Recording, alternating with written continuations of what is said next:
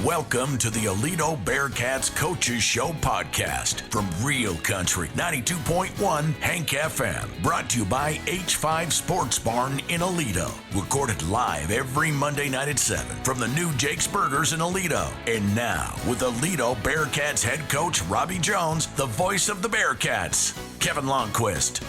Is a power pistol formation. It is a keeper. It is going to be Davohn Keys up the middle. He goes, gets into the end zone. Touchdown, Aledo Bearcats.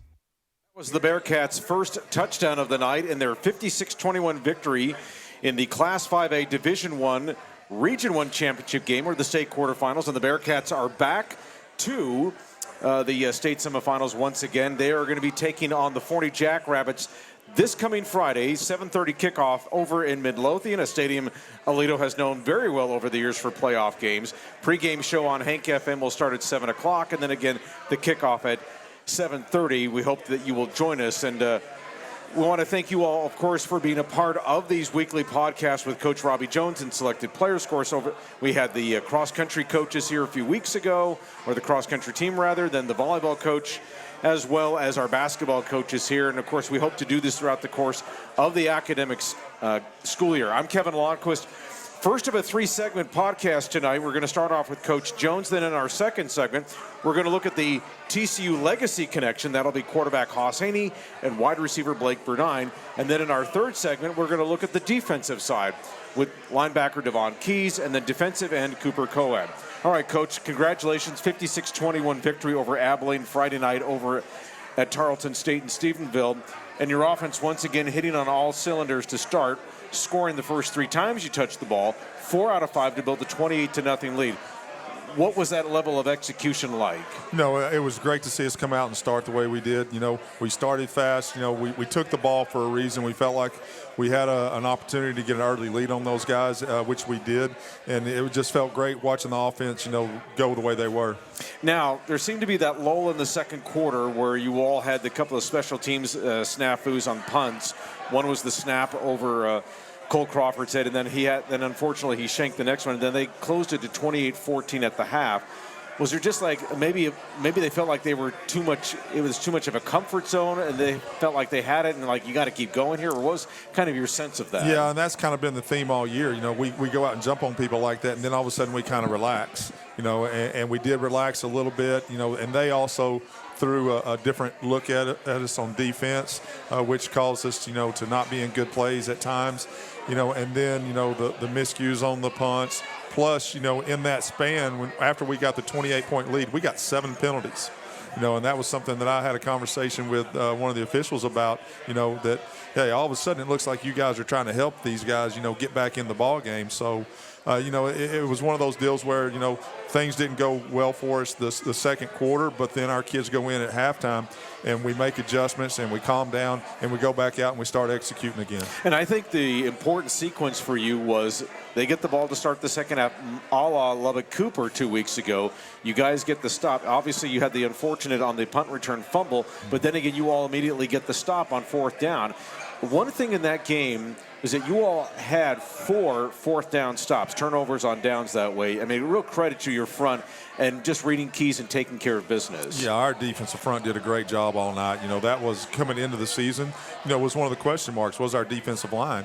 But those guys have improved so much over the year, and they're playing at a high level right now, and it's helping our defense quite a bit. Yeah, you were telling me at the beginning of the year, I think right before the season opener against Parish Episcopal, you felt like you had 5 defensive tackles that you could rely on as the season progressed. Has that rotation worked out the way you've wanted to? Have you added more, or where do you think it stands right now? No, I think really what we've done is we focus in on about 4 of those guys. Right. And 4 of them are doing a really good job. And then at the defensive end, it's really come down to, we got 3 guys that we really rotate at the defensive end spot. We got some other really good defensive ends, but we feel really good about the 3 that we're rotating. And rushing-wise for Abilene, -1 yard rushing Friday night. I don't think I've ever seen a stat like that in a playoff game, regardless of what round, but especially in the state quarterfinals. No, it shows what a great job the defensive coaches did, led by Coach McCone, and the game plan that they put in, and then the kids going out and executing the game plan. They did a really good job, of basically taking away what Abilene like to do best. And we've seen in these last 2 weeks against Red Oak and Abilene where your defense has just been taking it to that next level. Adulations to your coaching staff notwithstanding, what have you seen just from an effort standpoint, pay attention to detail standpoint with this group? Effort's never been a problem for us at Aledo High School. Our kids have always played with great effort, and that's one of the things that, we always get complimented on by other coaching staffs after they play us is just how hard our kids play. And so those are the expectations that we have. That's the standard that's been set for all these years, and the kids are living up to it right now. And that's the standard that got started basically in the offseason. It's a January thing, and then it has to carry all the way through where we are now. Yeah, and that's what we preach to our kids is work hard, do your best, at every moment. And then when you get on the football field, just do your job and do it better than anybody else can do it. And it's one thing, even if you might be facing somebody on the other side of the ball who might be a little bit more talented or skill-wise, but that more can be made up for, especially at the high school level, just with effort, determination, just that mental toughness, that sort of thing. Yeah, and that was, going into the game, that was what we said about Abilene. They've beat some more talented teams. They've just outplayed them. And we talked to our kids the whole week that, hey, listen, these guys are going to come out and play hard. We got to play harder, and our kids did. The weird thing about this game on Friday night was the fact that your offense finished with 522 yards total offense, and it didn't feel like it was a 500-yard effort outing just because the way the game flowed. I don't know if you took a look back and said, we really had 500 yards? Because I said that to Kyle Hicks on the air. I said, it just didn't feel like that. Yeah, I felt like we moved the ball pretty much at will except for, right there in the second quarter when we had to have those 2 punts. But, yeah, I felt pretty good about how things went. All right, so the Bearcats taking on the Forney Jackrabbits in the Class 5A Division I state semifinals again. 7:30 kickoff over at Midlothian. We're going to have the pregame show at 7 o'clock, and the Jackrabbits come into this game with a record of 13-1. They beat their district rival Lancaster in double overtime over in Rockwell, 43-41. If you didn't know how that game sequenced, it was tied at 28 going into overtime. Each team scored in its first overtime, kicked the extra point, and then it was decided in the second overtime period. Lancaster scored, didn't get the 2. Then Forney scored and then got the 2, and that's how the Bearcats are going to be facing the Jackrabbits. They're an offense that's tied to a couple of guys. Javian Osborne, their 2026 running back, sophomore. He's a national recruit, 2,100 yards rushing, 37 rushing touchdowns. He's a bell cow. He's kind of like, to you, for them, what Ray Guillory has been for you. National established running back, gets a game breaker, that sort of thing. What do you see on him? Yeah, he's probably the best running back we've seen all year, by far. Really good running back. Kind of when I started watching him, kind of reminded me of Ray. Kind of looks a lot like Ray running the football. He's going to be a hard guy to tackle. We just got to do a really good job of staying in our gaps, defeating blocks and getting off and making tackles. Is this going to be a case where maybe your safeties in Jake Gillespie and Boogie Owens, the run support, this is where that's probably going to be quintessential, or should say, it's going to be important for those guys to really hone in, especially at that second level. Yeah, those guys got to make sure they're where they're supposed to be and be really sure tacklers because we don't want that guy loose in our secondary. And then the RPO games, they're really, really good at the RPO games. So, they got to take care of that first and then rally to the running back. Jackrabbits average about 415 yards a game. Their quarterback is Kyle Crawford. He's thrown for roughly 2,400 yards, 29 touchdowns against 8 interceptions. What stands out when you watch him? He does a really good job of throwing the slants. They run a lot of slant RPOs. And that's basically the best balls that I've seen him throw are on those slants, and they get the ball to their skilled receivers and make a lot of plays in the RPO game. And defensively, they've created 23 turnovers this year, maybe not as many as what we've seen coming into these games in the previous 2 weeks. Abilene, I think, was 37. Red Oak was around 30, something like that. But during the course of the season, Forney's defense pitched 3 consecutive shutouts. And they also have another national recruit, defensive back, Aaron Flowers. He is committed to Oregon. What stands out when you watch their defense that really you have to pay attention to? I don't think there's any holes in their defense. They got big, strong defensive linemen, and then their linebackers are really good, especially number 2, the inside linebacker. He's a real standout for them. He's supposedly a 4-star I can't think of his name right now. I just look at him by jersey numbers. And then, of course, then the safety. Number one back there, that guy makes a lot of plays in the secondary for him. And you go watch a lot of their playoff games, and he's got a lot of interceptions. So, they're just a solid defense all around. Probably one of the better defenses that we're going to go against all year. Now, getting back to Osborne, the one game where somebody had success against them was when they lost to Longview 13-7. 25 carries, about 76 yards, something like that. Is that the kind of effort, he's going to get his yards here and there. It's just so long as you were saying a few moments ago, Robbie, of just not letting him break off consistently 20, 25s, right, maybe 30, something like that. No, he's going to pick up some yards, and Longview, we faced them last year. We know what kind of defense Longview plays. They play really good football at Longview, Texas. And, we got to do a similar job against these guys when we get out there on defense. Now, they've had a couple of close calls in the playoffs. They beat Frisco Lone Star 26-24. I think that was in their second-round playoff game, in their area playoff game. And, of course, this past Friday against Lancaster.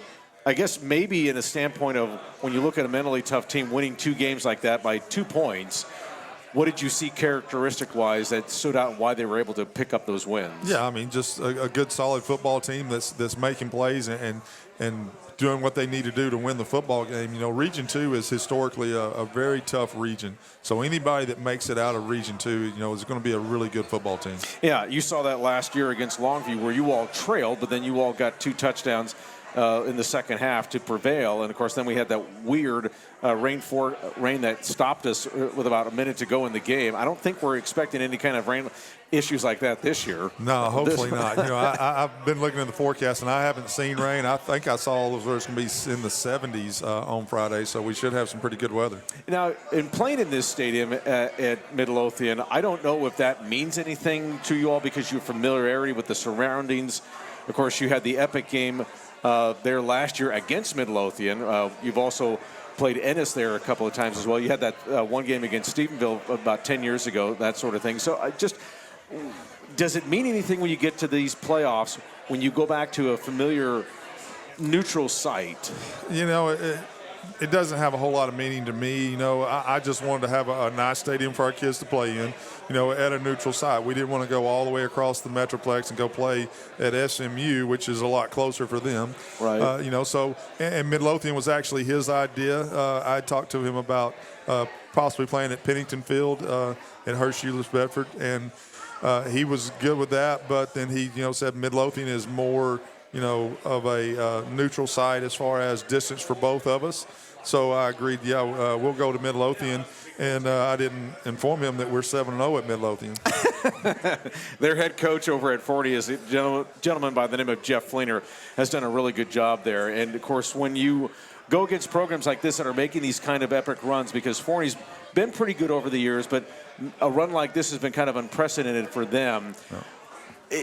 Do you feel like your team, because you've been there, done that so many times, has an advantage, or do you not even acknowledge that? I think it is an advantage, the fact that our kids have been, at this level, so they know the expectations. They know, the grind that it takes. And it is, man. We're in the week 15, and that's a long football season. It starts wearing on the body, and sometimes it wears on you mentally where kids, get to the point where, hey, man, I'm kind of tired of practicing, but our kids realize that, hey, listen, we've done this before. We know what we need to be doing, and let's go get the job done. All right, so the winner of this game moves on to the state championship game. That's going to be Friday, December 15th, a 7 o'clock kickoff at AT&T Stadium. They're going to get the winner of Region 3's winner, that's Smithson Valley near San Antonio, against they're playing Brownsville Veterans Memorial. That's a 7 o'clock start down in that part of the state. I don't even know if you have to even talk or look ahead to those 2 teams or not, or has your focus been all about Forney getting ready this week? I don't even know what kind of offense or defense either one of those schools run. So, all of our focus right now is on Forney. And you got to win this game to get to the next one. And then, if we're fortunate enough to win this one, then we'll go focus on whoever wins that game. What do you like about what your team has been doing to this point of this playoff run? It's great to have this. Aledo's expectations are what they are. Mm-hmm. but it's never.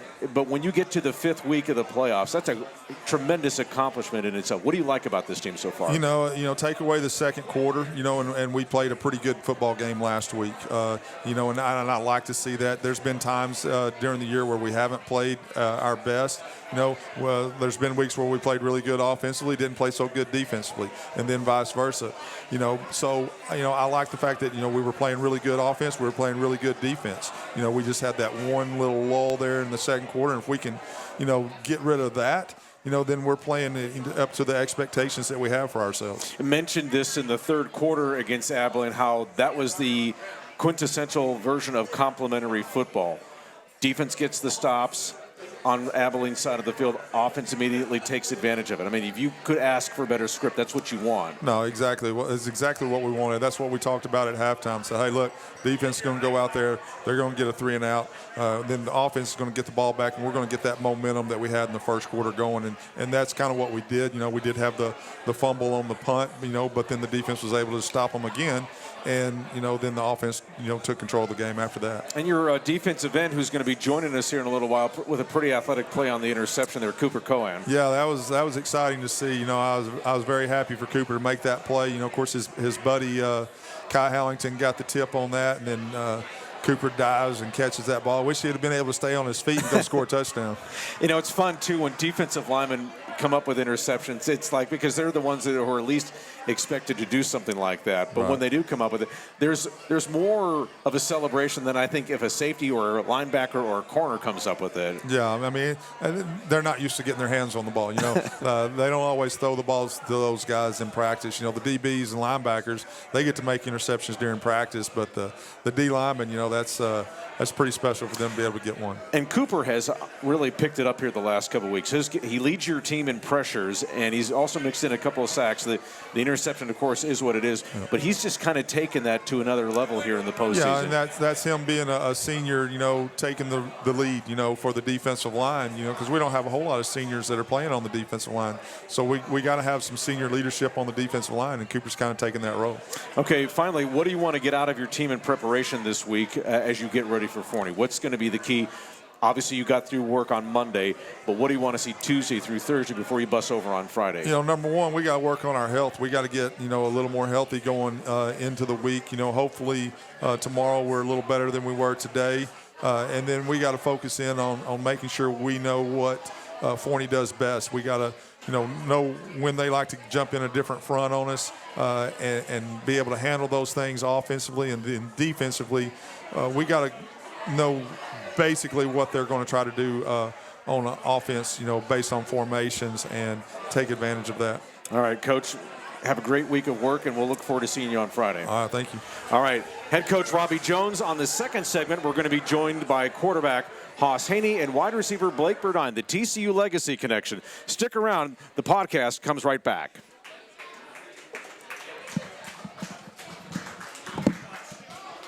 And it'll be a keeper over the left side. Haus Hjeny, great block from Davohn Keys. Running room to the 10, the 5, touchdown, Aledo Bearcats.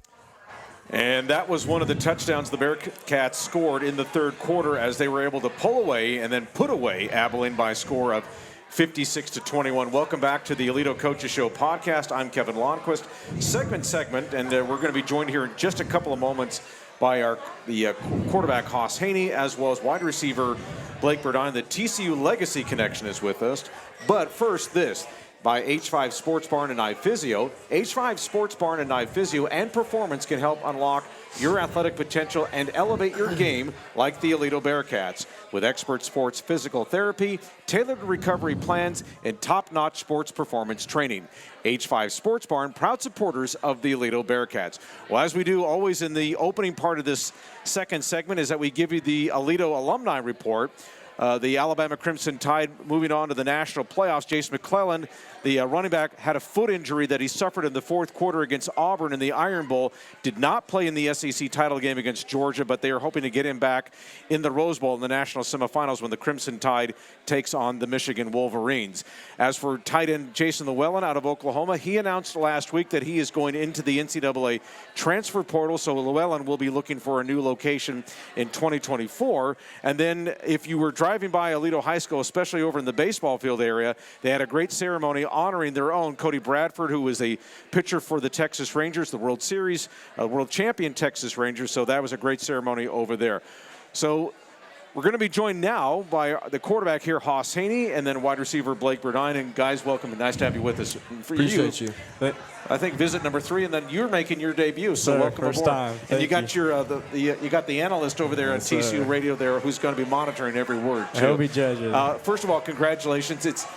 These are games, even though you guys have won in convincing fashion here the last, really all throughout the playoffs, but there's always that moment of trepidation. And I want to go back to you, Haus, especially in the second quarter when you guys you jumped out 28-0. They took advantage of a couple of special teams mistakes. You guys looked like you were in a little bit of a lull. They got it to 28-14. What was kind of the discussion with the team at halftime about getting that edge back? I feel like in the second quarter we kind of got complacent from a sense of, we thought we were just going to step out there every drive and they were just going to roll over at some point, which that obviously didn't happen. We had to keep our foot on the gas, coming out of the second half and just go back to our execution and focus on what we had to do to, get the ball in the end zone. And, yeah, that's a lull you can't afford to have when you get into rounds 4 or 5 in the state championship and the state playoffs. So, we're going to fix that this week and, make sure that we don't have a lull like that in the second quarter or any part of the game. I was going to say, when you get up by 4 scores, I guess it's easy for something like that to kind of creep up to a sideline like that. And you're like, well, we kind of got this. And then all of a sudden – the other team kind of becomes desperate because they're like, well, we got to try and fight back to get back into this. So you kind of see the energy flip a little bit, especially if they get a break here and there. No doubt. Abilene's a tough team who plays hard and is well coached. And, it's a playoff football game. Nobody's going to give up because there's seniors out there on the football field that, could possibly play in their last game. So, they're not just going to roll over for a team that, should win the football game because, they can never touch the football field again. So, you just have to keep going along and doing your thing and focus on what you got to do to, put the team away. All right, so Blake, for you, you've gotten some playing time during the course of this playoff run, and as you've watched these games unfold, whether you're on the field or watching from the sideline, what's been your takeaway of just watching how this program goes through a playoff run like this? I mean, I think you can tell the experience has a lot to do with it. The coaching, like they said all week against Abilene last week, these guys are going to play hard every week against every opponent. The coaches consistently emphasize ball security, and I think over the regular season we struggled with that a little bit, but we've kind of dialed it back in the playoffs and limited turnovers, so it's been good. Yeah, when you see the offense execute like it is, and I'll ask you about this too in a second, Haus, but when you see this offense, I mean, they scored the first 8 times they touched the ball 2 weeks ago against Red Oak, scored 4 of the first times they touched the ball against Abilene. When you see that execution, like again, sidelines or on the field, what do you notice that's maybe different than what you were watching in the regular season? I mean, I think there's more on the line. The preparation we take very seriously, and just I don't know. It's a playoff game. There's a lot on the line. You're fighting. Tomorrow isn't guaranteed, and so you're gonna do everything in your power to execute. All right, so I'm going to ask you about this, Haus, because again, 8 out of 8 to start the game against Red Oak 2 weeks ago, 4 out of 5 to start last week against Abilene, 3-3 to start there. But what was the thing for that to get it started and get off to the quick start like you guys did? I mean, because these are things like you don't see this at all because of how tough these teams are or what you expect to be tough opponents. I think what sparked that offensive fire going into Red Oak game is Denton Ryan. That was we didn't have a very good game against Denton Ryan, and then Brewer we were supposed to handle up on Brewer, and we did it against Brewer, and then our first round playoff game against Colleen Shoemaker, it was a tough time trying to get our offense going. The first 3 drives of our game were turnovers, we had fumbles, so that kind of just put a little bit of a chip on our shoulder, and people were doubting us going in against Red Oak and Abilene, and I wanted to get our offensive guys rallied together to, show people that, we can still score the football and put points up on the board, in which we have. And, that just goes back to our preparation and our coaches still believing in us. And, they did a great job of getting a good game plan together. And, all we had to do was just trust in the play call and go out and execute. All right, so Blake, for you, again, just in terms of just making a couple catches here and there with this offense and just being a part, so many different choices. Caden Finley, yourself, Colton McCoy, who's getting back, and of course Trace Clarkson. What does it mean to have that number of receivers out there that he can dial up and try and fine tune? Just, is it more about route discipline? Is it just about matchups, or how do you see that? I mean, I think it's just like if they notice certain things from certain guys, then you have more weapons to go to, and it's just the depth really just, it's a big weapon to use for our quarterback Haus, and Coach Williams also with the playbook. It's a lot of weapons to use, so he can go a lot of different ways with it. What do you think you've learned just on the varsity level this year, Blake, as a whole, in terms of just understanding what it takes to play and be as consistent as you can at this level, especially with a program like this? It's a grind. It's a special thing we got going here, but it is a grind.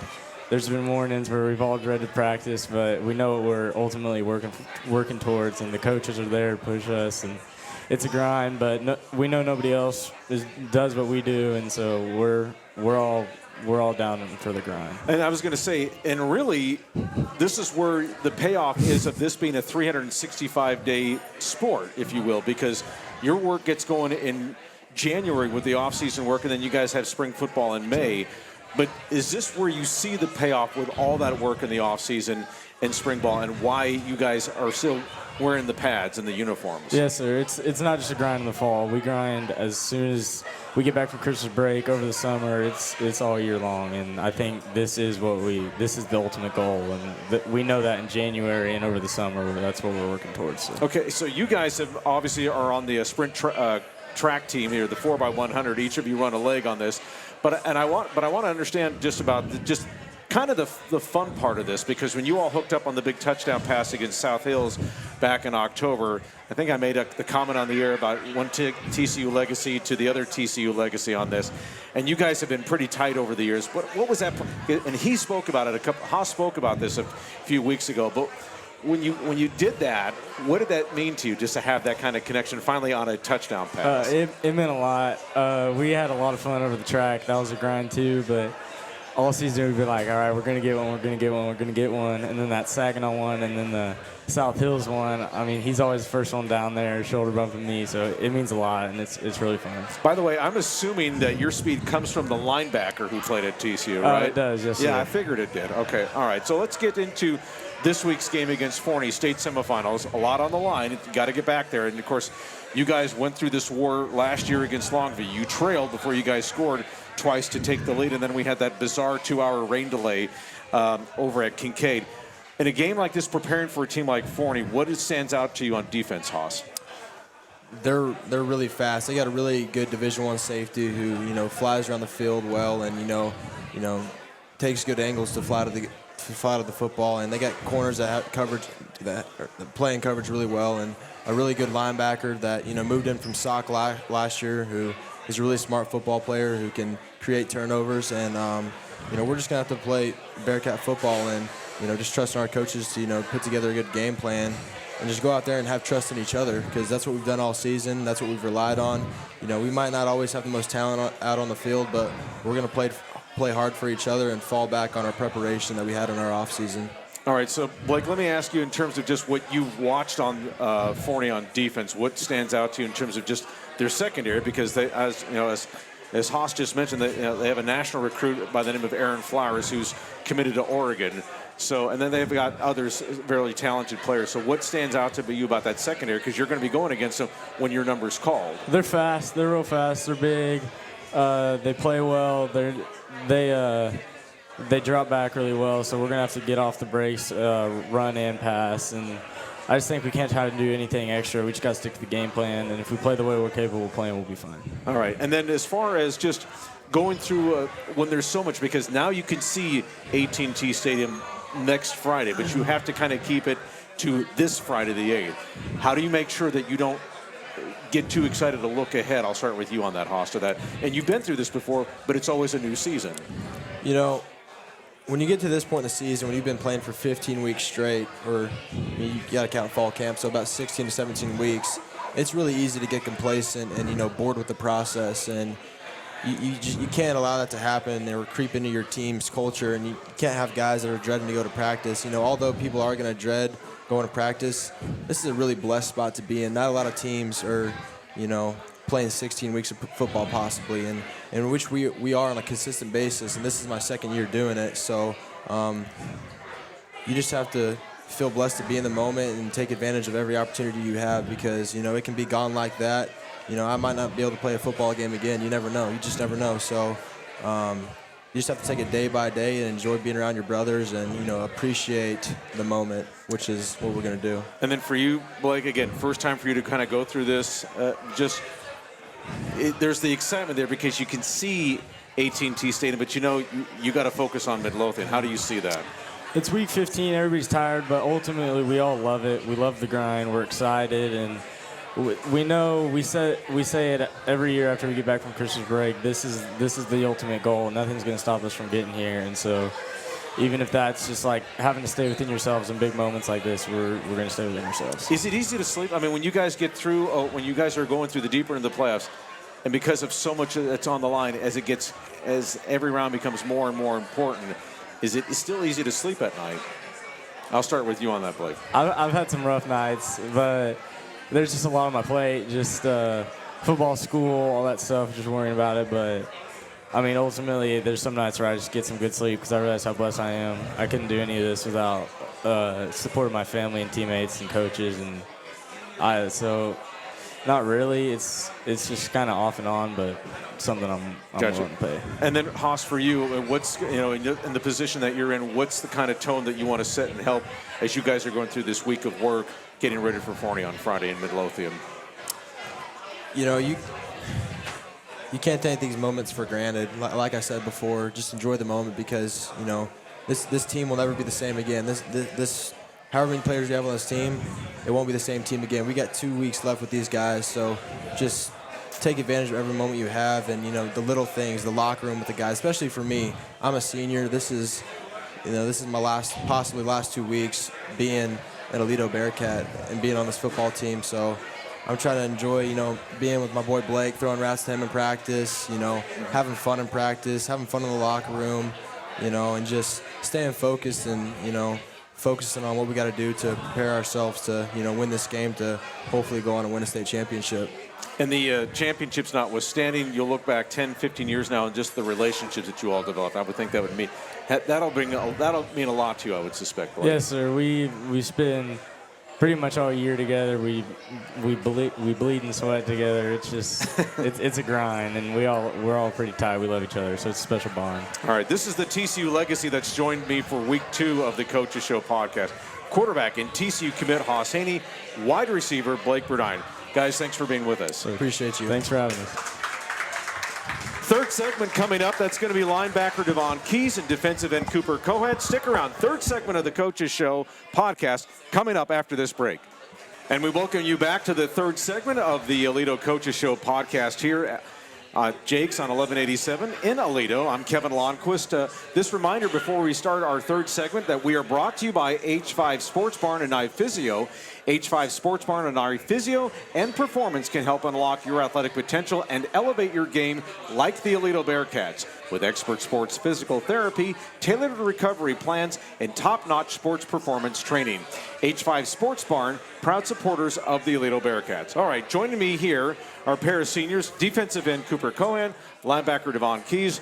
You guys are both veterans of this podcast, so you know how this goes. And so, guys, welcome. Good to have you with us. Thank you. Glad to be here. All right, so let's start with last week where you guys pretty much shut down Abilene offensively. I mean, I know they got the 2 touchdowns in the second quarter because of the short field, but I don't think I've ever seen a stat in a playoff game. I was talking about this with Coach Jones a few moments ago, where they were held to -1 rushing total in a game. I mean, you've shut some teams down before, and maybe some teams of lesser ability, but this round of the playoffs, you've been around something like that, Davohn? No, sir, I have not. And Cooper, for you, I mean, what was the key for this defensive line just setting the tone for this game against Abilene on Friday night? Just getting off the ball and hitting the tackle.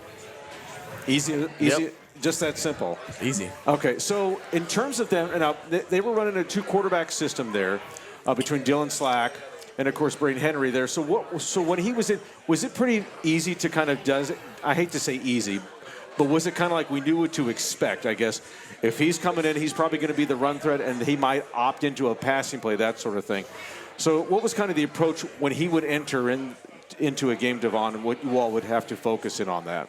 So going into the game, we saw number 8 as a starter. Of course, he was a pocket passer. He throws a great ball. And then we'd see number 1 rotate in.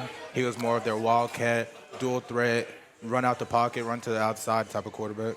And then for you, Cooper, same kind of question, but is that a case where you have to kind of try and push the pocket regardless of where he's in, or how do you guys approach a guy who is a dual threat like Hjeny? We like definitely didn't want to let number 1 get the edge, so we had to hold contain. That was the main focus this week. Okay, so let's talk a little bit about, just you guys answering every time that if there was an issue where you guys came up big. What was kind of just the mental approach to a game like this? Was it just experience knowing that you've been there before, or how would you imagine? Because you guys got 4 stops, you turned them over on downs.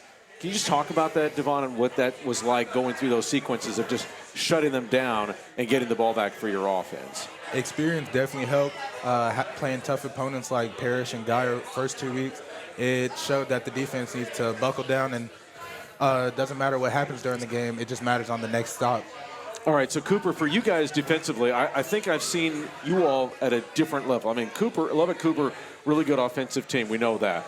But the way you guys really, let's look at it like this. I mean, Red Oak scored 21 points. I mean, it may say 35, but really 21 points against you with that wide receiver duo. Last week, Abilene, they get really 7 points, and that's against your second team. I mean, they could not drive the length of the field. What have you seen about this defensive unit over these last couple of weeks that's maybe changed, that's even gotten better than when the playoffs started against Shoemaker? I think just focusing on our job and doing what we know to do. Coach McCone always puts us in the great situations. We have to capitalize on it. So let's ask you a little bit about Cooper Cypher's return to this defensive front. What has that meant to just the rotation, the ability for guys to rush the passer, and then just that flexibility up front? It's helped a lot because we can rotate, keep fresh, especially on third down. We can get someone fresh in there to get after the quarterback. I'm going to get to your interception, so don't worry about that. So I'll get to that here in just a second. I mean, I'm not going to let – I mean, he kind of knows what that's like. But, okay, let me ask you a little bit, Davohn, about as far as just as we turn our attention to looking at Forney here. Great running back in Javian Osborne, national recruit, 2,100 yards. When you watch him on film, what stands out to you, and what kind of problems does he present? He's definitely an elusive back. He knows how to read his blocks, get in between the tackles, and then once he gets to the second level, he's a tough tackle. He knows how to make moves in space, make guys miss, run through arm tackles, and we got to focus on sure tackles and stop him before he gets going. And then for you, Cooper, I mean, that's where the push from the front's going to probably make the difference in terms of him being able to get to the second level. What do you guys look at when you see a kid like that? I think if we just collapse that O-line, we should be good. I mean, we got great linebackers like Davohn. Yeah, that's all we got to do. Okay, so now, without further ado, let's talk about the interception. So it's the tip from Kai. I think maybe the only thing that everyone was getting on you about is that you didn't pick 6 it. But anyway, and so you didn't keep your feet. But when you get an interception like that, that's a cool moment. And just take it. I know you talked about it with Mercedes in the post-game interview, but just kind of take us through it now that you've had a chance to kind of look at that again. Just take us through how that play unfolded from your perspective. Well, I just came outside and I saw Kai right next to the quarterback, and he tipped it up. And it went in the air. I was like, oh, shoot, I got to go get that. And I just dove for it, and I got it, and I was hype. And so, first time you've had one, right? Yes, okay. First pick. Is it kind of a surreal moment, or is it kind of like or is it like more of enthusiasm, more excitement, or what is it like when that actually happens? It was a surreal moment. It was fun, just getting hype with teammates, looking up the stands, everyone going crazy. Because defensive linemen don't get turnovers. They fumble recoveries maybe, but interceptions, no, it doesn't happen. And so if Davohn has to spread the wealth, so does Chris Johnson, so does Jaden Allen. But for you guys, though, again, I'm going to ask you about just shutting them down and then talk about complementary football, because that's really what this game was about in the third quarter. You know, after you unfortunately have the fumble on the punt return, you guys get a stop there, and then you get another stop there, and the offense scores immediately off of those possessions in plus territory. Could it get any better than that, Davohn? Honestly, it couldn't. We showed out. Offense helped the defense. Defense helped the offense. And then for you, Cooper, just in terms of that sequence in the third quarter where you guys were able to put that game away, it was kind of similar to the Cooper game.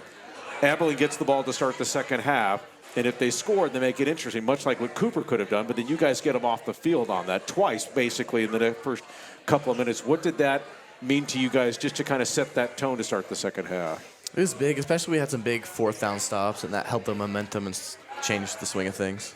And so in terms of just going back to, as we look ahead to Forney again, 7:30 kickoff in Midlothian, the pregame show on Hank FM at 7 o'clock. Their offense, they average about 415 yards a game. They have a pretty good passing game. Their quarterback, Kyle Crawford's thrown for 2,400 yards. They mix it around with the different receivers. What stands out to you when you watch their passing game, Davohn? They're definitely explosive. They have two really great receivers, number 13 and number 10. They have great hands. They're in and out of their routes really quick. And when they catch the ball, they can turn up, get in open space, and make guys miss. So we got to focus on the passing game. Don't let them get those yards after catch. Get them down right after they catch it. And then for you, Cooper, just when you were watching the film of their double overtime victory over Lancaster on Friday over in Rockwall, what stood out about their offense that said, like, we've got to watch this and we've got to watch that? Really just that running back. I think up front we can handle them well. I think our D-line will take advantage of their O-line, and we can get after the quarterback too. It all comes back to the front play. I mean, what you guys do on the offensive line with what you can do there and then your defensive front. I mean, what have you seen, and I asked Coach about this a few moments ago, but and we talked about Cooper coming back here, but when a defensive line comes together, what does that signal in terms of just a defense really coming into its own? What does that show you? I think the front four we have that start, we really set the tone. You know, we like to push the line. It's a great group of guys. We all like each other. And that makes a big difference. And I'm going to ask you both the same question that I asked Haus and Blake about.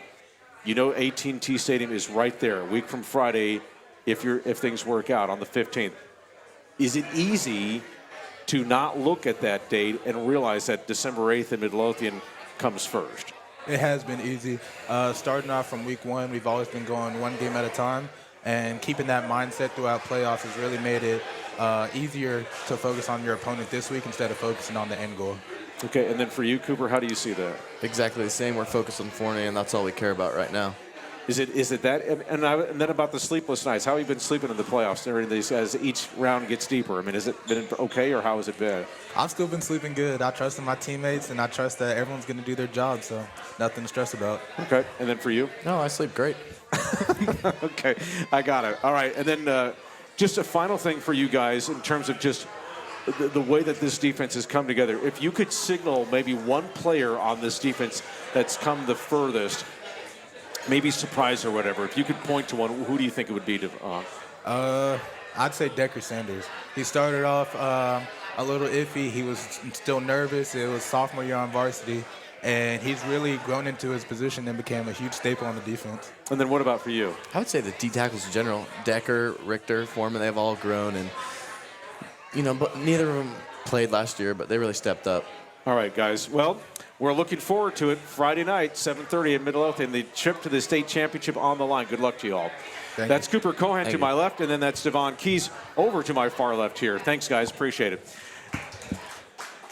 And we want to thank you all for joining us here at Jake's for the Aledo Coaches Show podcast, as we will be back next week following the Bearcats state semifinal game against the Forney Jackrabbits. Again, that's a 7:30 kickoff in Midlothian. You can hear the pregame show at 7 o'clock on 92.1 Hank FM with yours truly, Kyle Hicks and Mercedes Meyer, taking you through all the twists and turns of the Bearcats and the Jackrabbits. We'll talk to you next week. Have a great week, everybody. I'm Kevin Lonnquist. Good night.